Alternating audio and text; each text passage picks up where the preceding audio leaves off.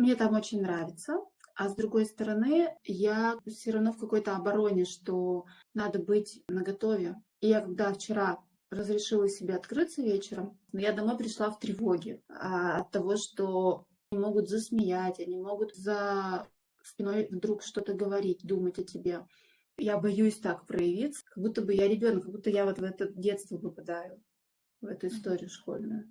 Аня, спасибо большое, что вы так не просто зашли, там что-то поработали и вышли, а что мы идем дальше. И в это, и вы со мной шли. Раньше я, наверное, боялась всегда неудобной для кого-то быть. Вот, и я увидела, что все окей, что все хорошо.